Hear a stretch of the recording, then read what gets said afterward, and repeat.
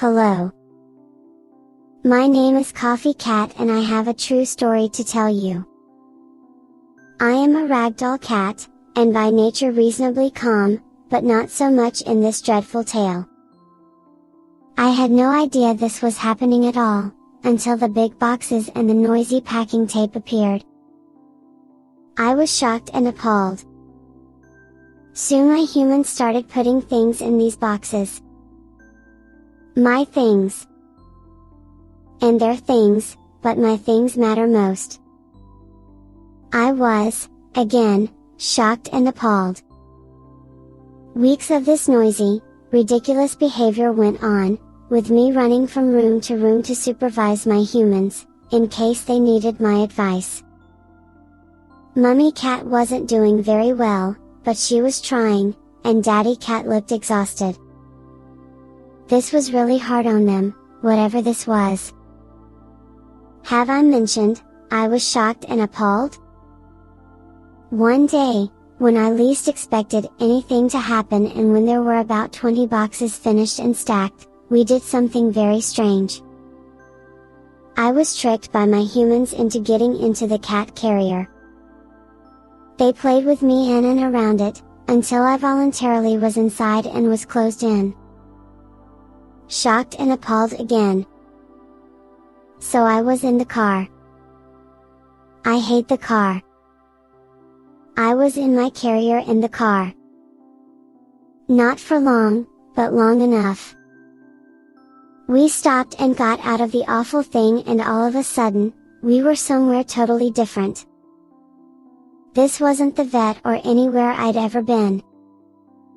It smelled different.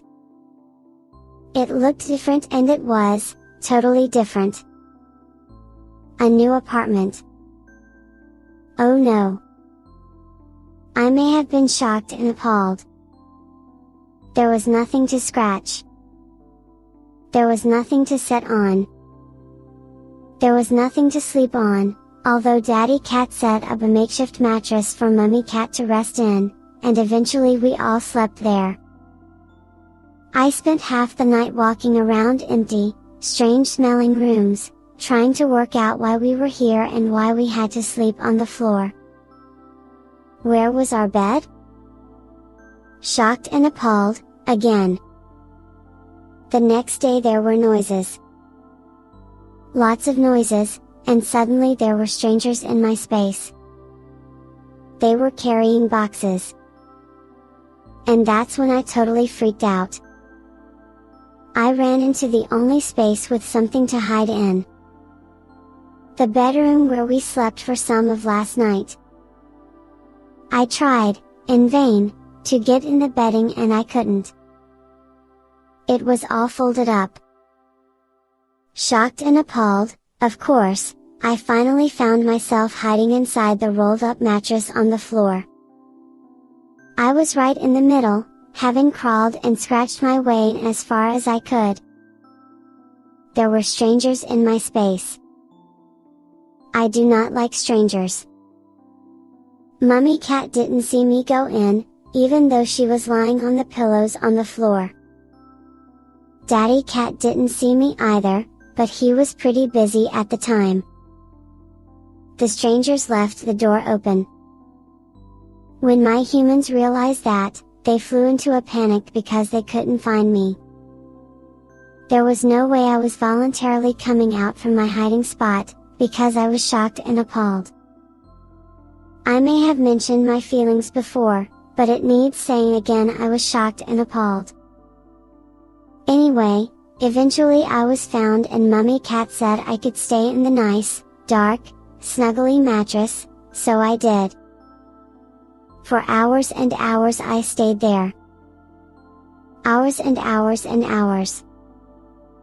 After the noise calmed down and I thought it was safe, I hesitantly ventured out to the lounge room. My humans were sitting on the lounge. What? Not just any lounge. My lounge. And there was my bed and my cat tower, and my blankets and everything I knew so well. It was all in this new place, and all of a sudden I knew everything would be alright. This was our new home. I understood. For the first time that day I managed to eat some food and rest on my lounge in my new home, which was now okay. I was okay. But, I was still shocked and appalled, by what I had been through. But it all turned out alright in the end. Thanks for listening.